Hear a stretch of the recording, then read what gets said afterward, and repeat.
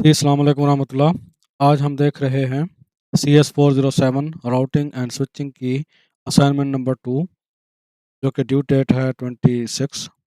इसकी इंस्ट्रक्शंस आपने अच्छे से पढ़ लेनी है और किस चीज़ में आपने सबमिट सबमिट करना है और क्या-क्या सबमिट करना है वो भी देख लेना है आपने। तो इसमें बेसिक जो ऑब्जेक्टिव है आपने DHCP प्रोटोकॉल कॉन्फ़िगर करना है इस तरह की टोपोलॉजी बना के। तो मैं डायरेक्ट आपको लेके चलता हूँ पैकेट ट्रेसर सॉफ्टवेयर में। मैंने ऑलरेडी इंस्टॉल किया हुआ है, आपने इंस्टॉल कर लेना है और सेम वैसी ही टोपोलॉजी बना लेनी है जो जहाँ पर बनी हुई है। आप देखें ये राउटर 2811 है, आप ये उठा लें 2811, 2911 हम उठा लेते हैं और इसके साथ जो है 2 स्विचेज़ अपने वर्क प्लेस में रख लेने हैं। ठीक है? और इनकी जो है ना इसके साथ बल्कि डिवाइसेस भी हम सेम उठा लेते हैं।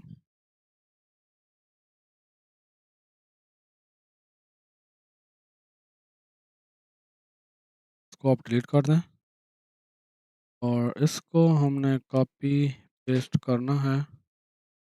3 डिवाइसेस इधर आ गई और 3 जो है ना हमारी यहाँ पर आ जाएँगी। तो अपने अच्छे से थोड़ा-सा डिज़ाइन करके ऑर्गेनाइज़ कर लें और फिर केबल में आ जाना है। तो स्ट्रेट थ्रू केबल है, के साथ आपने कनेक्ट कर लेने। 0-0 मैं इस पोर्ट पे कनेक्ट करता हूँ, 0-1 स्विच कनेक्ट करते हैं।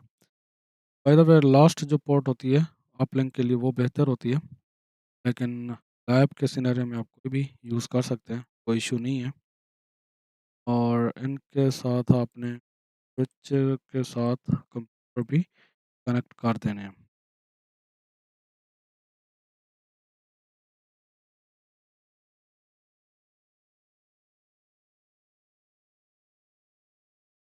और इस तरफ भी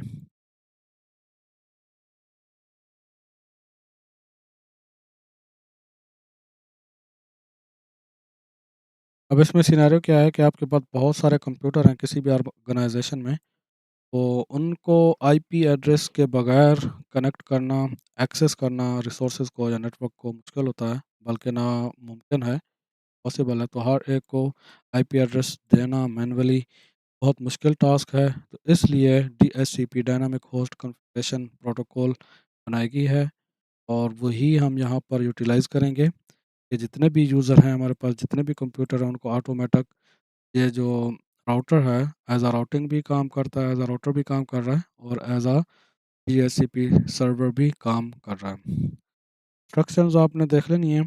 इसमें जो यूज़र राउटर का नेम है और स्विचेस के नेम है अपने VUID के नाम से दे देना है। और ये जो नेटवर्क है 20.1 का और ये जो नेटवर्क है 10.0 का, 0 का नेटवर्क आप कह सकते हैं। और इसको मैं लिख देता हूँ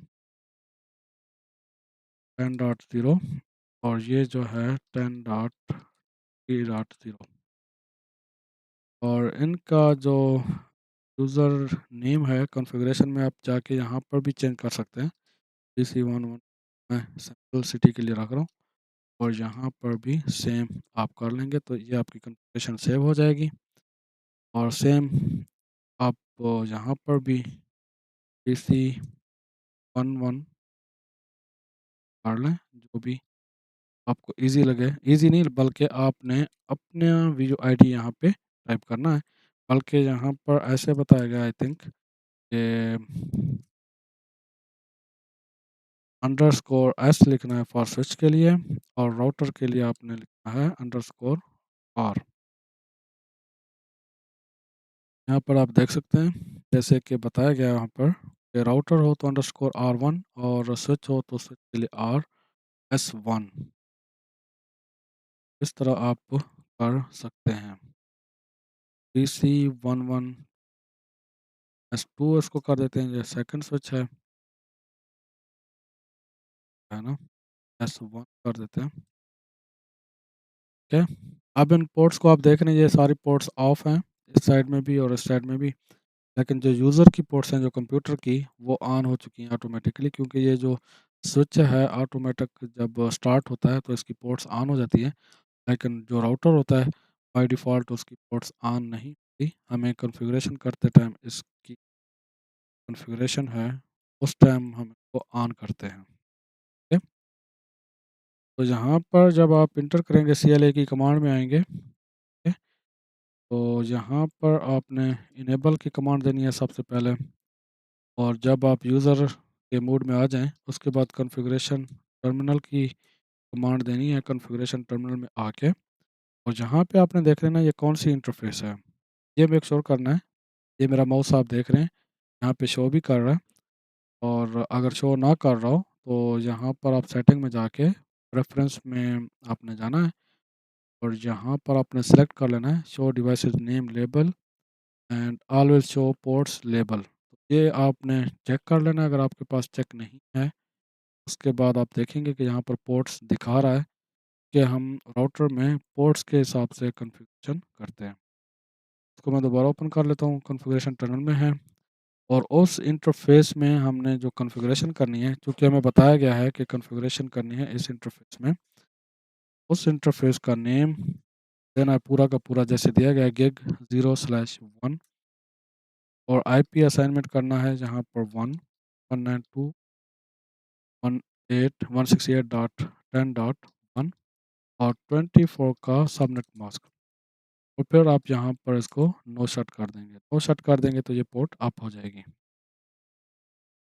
इसी तरह आप इस तरफ की जो पोर्ट है, उसको आप एक्सेस करेंगे, उसकी कॉन्फ़िगरेशन में जाएँगे, तो gig 0/0 आईपी एड्रेस आप देंगे 20.1 का सबनेट मास्क और नो शट। तो हमारे पास ये पोर्ट्स अप हो गई, ठीक है? ये पोर्ट्स भी अप हो गई हैं, और ये पोर्ट्स भी अप। यहाँ पर आप देख भी सकते हैं कि कौन-सा आईपी एड्रेस कौन-सी पोर्ट को दिया गया है, और इसका आप स्क्रीनशॉट भी लेके भेज सकते हैं अपनी असाइनमेंट में, सबमिट कर सकते हैं, और इसका स्टेटस भी आप दिखा रहा है। और उसके बाद जो है अब मेन काम हमने करना है, इसकी जो डीएचसीपी कॉन्फ़िगरेशन करनी है, डीएचसीपी सर्वर इनेबल करना है इस राउटर में। अभी मैं आपको यहाँ पे दिखाऊँ, अगर कंप्यूटर में जाके अगर डीएचसीपी इनेबल करता हूँ तो यहाँ पे कोई आईपी नहीं आएगा। 169 आता है नॉर्मली, अगर डीएचसीपी सर्वर ना हो, तो डीएचसीपी फेल्ड यहाँ पे दिखा रहा है, और अगर ना हो तो माइक्रोसॉफ्ट की तरफ से 169 बाय डिफ़ॉल्ट आ जाता है, जो कि एरर शो करता है। चलिए कॉन्फ़िगरेशन करते हैं आईपी डीएचसीपी, और इसकी कमांड जो नेक्स्ट है आपने क्या देनी है, पूल, और पूल का नाम आप रख सकते हैं अपने वीडियो आईडी के नाम से भी, और अपने नेम से भी। मैं क्या करता हूँ, सिटी के लिए नेट 1, और फिर इसका नेटवर्क डिफाइन करते हैं। नेटवर्क इसका 10 डॉट जो है, और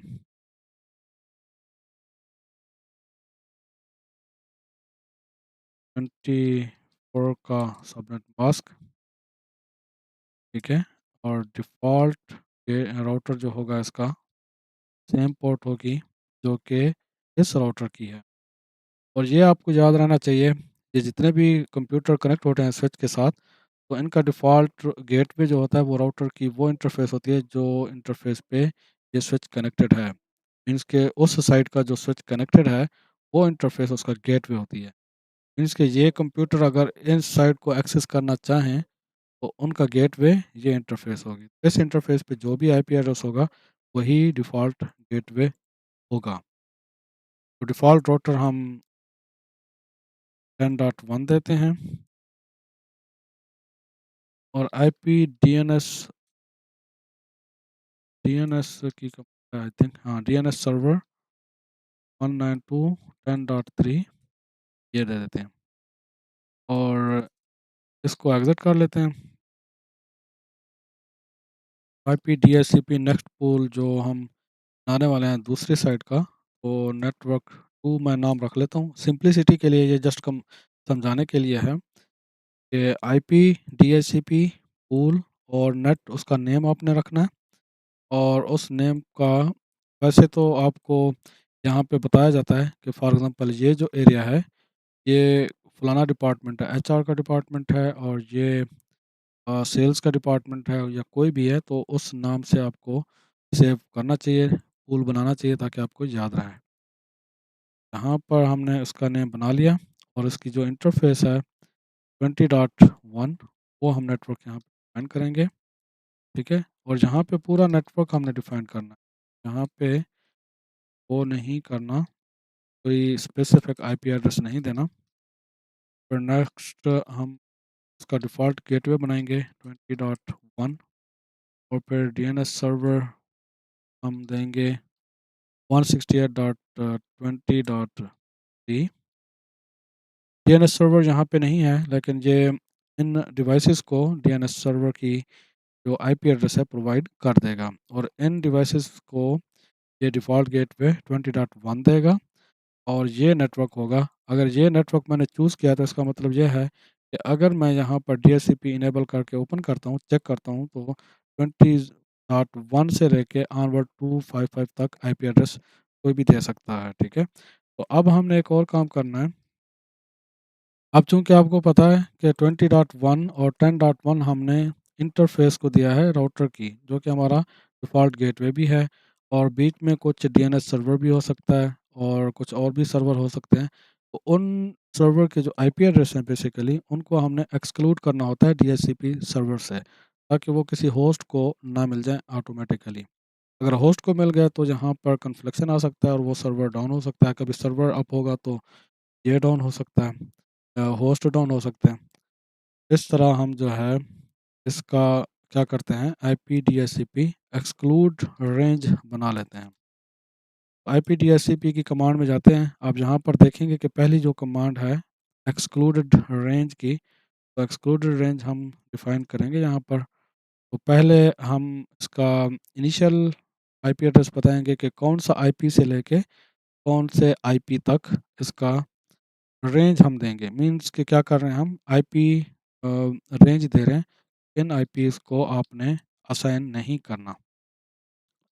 तो 10 के नेटवर्क से हम क्या करेंगे, नेटवर्क जो 10 का नेटवर्क है 10.1 से लेके और पूरी कमांड देनी है हमने यहाँ पे 10.3 तक या 5 तक आप दे सकते हैं।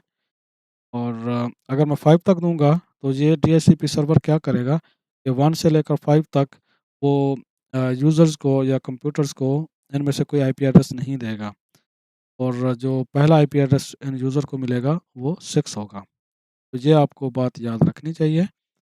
तो 1 से लेके 5 तक हम एक्सक्लूड कर रहे हैं इस नेटवर्क के लिए, ठीक है? तो नेक्स्ट हम अगेन दूसरे नेटवर्क के लिए एक्सक्लूडेड रेंज बना लेते हैं। वो हमारा 20 का नेटवर्क है और फिर 1 से हम शुरू करते हैं, 168.20.5 यहाँ पर भी 5 करते हैं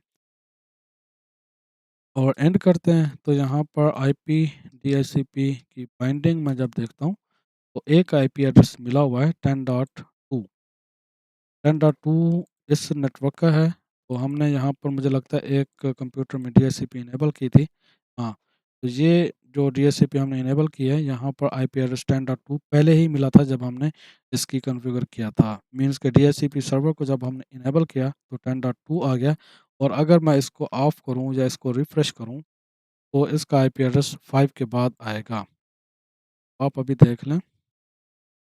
अभी वो आईपी एड्रेस सर्वर से रिक्वेस्ट कर रहा था और रिक्वेस्ट सक्सेसफुल हो गई है। डीएचसीपी सर्वर ने 10.6 आईपी एड्रेस दे दिया है। डिफ़ॉल्ट गेटवे 10.1 है, डीएनएस सर्वर 10.3 है।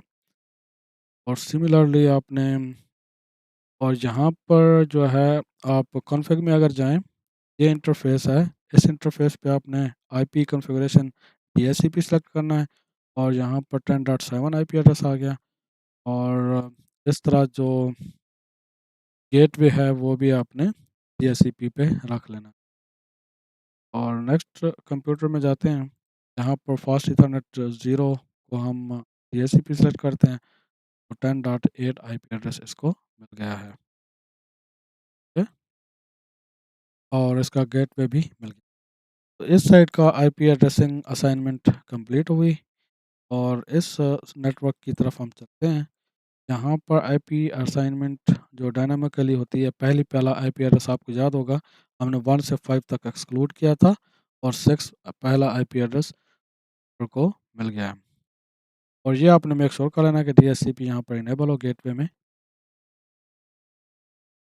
और इसी तरह दूसरे कंप्यूटर में तो ये बहुत ईज़ी हो जाता है अगर आपके पास डीएचसीपी सर्वर नॉर्मली जितने भी वाईफ़ाई कनेक्शन कनेक्शन होते हैं आपके मोबाइल में, आप जस्ट वाईफ़ाई का पासवर्ड लगाते हैं और कनेक्ट हो जाते हैं, तो उसके बैकएंड पे आपके मोबाइल को, कंप्यूटर को, लैपटॉप को आईपी एड्रेस असाइन हो जाता है वायरलेस डिवाइस से। वो वायरलेस राउटर भी हो सकता है, एक्सेस पॉइंट भी हो सकता है, उसके बैकएंड पे कोई सेपरेट सर्वर भी हो सकता है।